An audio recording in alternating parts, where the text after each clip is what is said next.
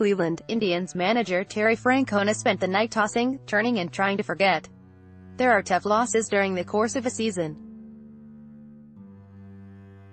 And then there are troubling ones, like what happened Tuesday night. Indians manager Terry Francona spent the night tossing, turning and trying to forget. There are tough losses during the course of a season. And then there are troubling ones, like what happened Tuesday night. Jim Moan, The Associated Press. I thought about it at 1 o'clock. I thought about it at 2 o'clock. I thought about it at 3 o'clock.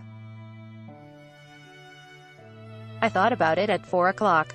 Francona said Wednesday, still coping with the Indians' shocking, and embarrassing, 7-4 loss to Cincinnati. Between 6 and 8 I actually slept. He wasn't the only one with insomnia. Francona and several of his coaches had trouble moving past a communication breakdown that helped the Reds score 7 runs in the 9th inning. As the Reds were rallying, Francona wanted to bring in left-hander Oliver Perez to face slugger Joey Votto with 2 outs, the bases loaded and the Indians clinging to a 4-3 lead. But pitching coach Carl Willis thought he heard Francona tell him to summon right-hander Dan Otero. Article continued below. Votto promptly hit a 3-run double off Otero, giving the Reds a 6-4 lead. He thought I said OT, Francona said, using Otero's nickname.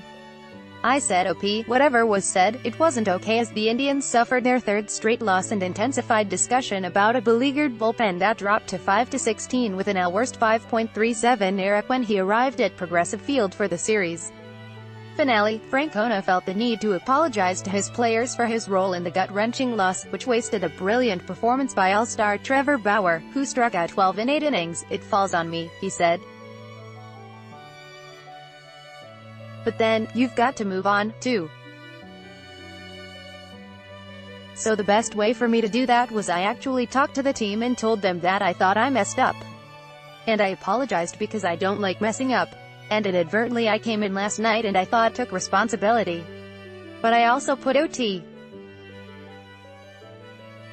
in a tough spot. And I didn't want to do that, so I told the guys.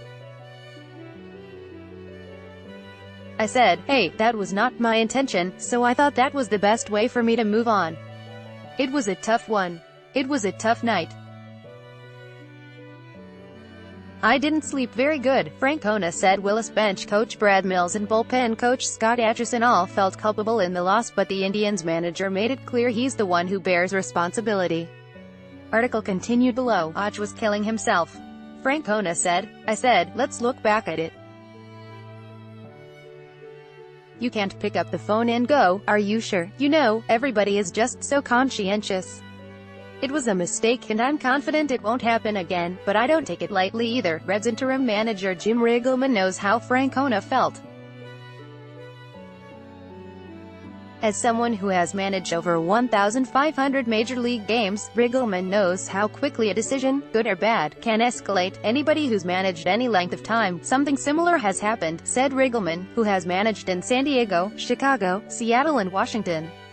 Whether it's a lineup error or whether it's a miscommunication in the dugout, a miscommunication on the phone to the bullpen, miscommunication on a double switch.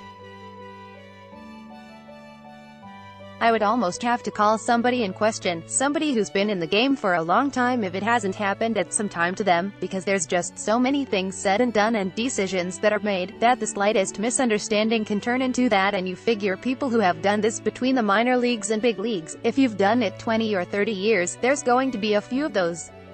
It's painful.